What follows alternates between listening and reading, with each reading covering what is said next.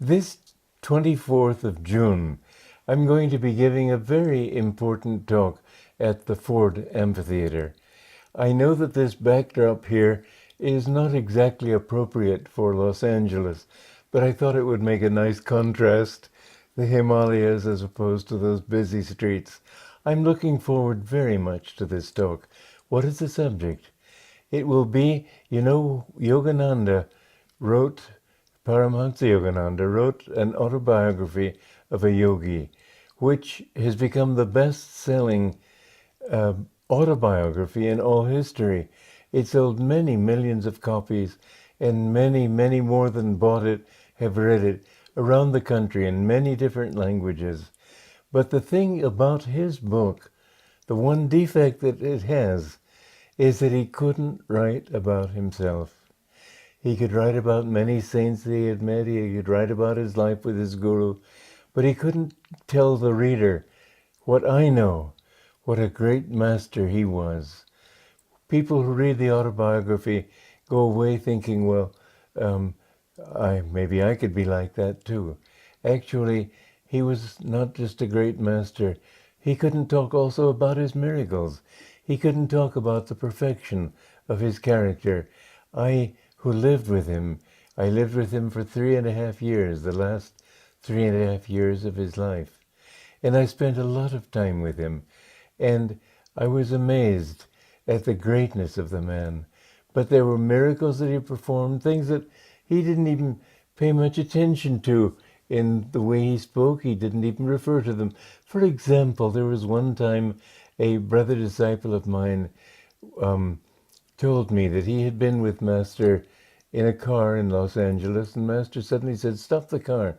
And he got out and he walked back a few doors to a variety shop, and he went in there and bought a few articles of no particular interest. He never used them, but when he came to the desk to pay for it, the woman got quite excited, and when he paid her that amount of money that she added up, she burst into tears. She said, "I very badly needed just this sum of money.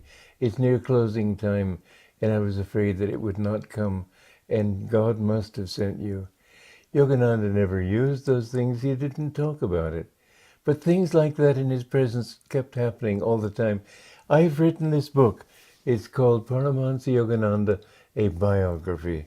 And I want to talk about that. I'll talk about a few other books that I've written recently too, but this is the main thing. He said to me several times, he asked the question, why did I come to Los Angeles? He said, because Los Angeles is the Benares of America. Benares is the holy city of the Hindus. Los Angeles today hardly seems like a holy city. But I think that in past ages, it was a very high spiritual focus on our planet. And he said that, in fact, you find a lot of goofy religions in Los Angeles just because people show their goofiness in the things they're interested in.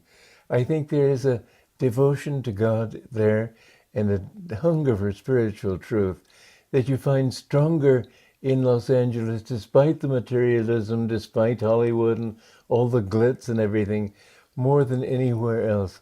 So I'm especially happy to be launching this book in Los Angeles. And I hope in the time that I am going to give this talk, I will be able to bring people to, I always say to people, I'm not trying to convert you to anything except your own higher self. You are a child of God. And whatever path you take to him, it doesn't matter, as long as you seek him deeply. But Yogananda came into this world to bring a whole new perception of society, schools, business, everything. He came really, as you might say, the teacher for a new age, an age of energy, an age in which people will come to understand that matter is only a vibration of energy, and that truth must be sought not in dogmas, but in a fluid consciousness. We can grow more and more. Yes, truth is relative. Yes, moral values are relative. Yes, living a good life is relative, but relative to something. It's relative to the bliss of your own nature. And the closer you come to that bliss, the more you do the right thing. Where you go against that, you go in the wrong way, that is morally wrong, not because society tells you so, but because your own soul is unhappy when you do the wrong thing and happy when you do the right. So these principles and this life and the teachings that he brought the world, these are going to be the focus of my talk at the Ford Amphitheater, and I hope very much to see you there then. God bless you.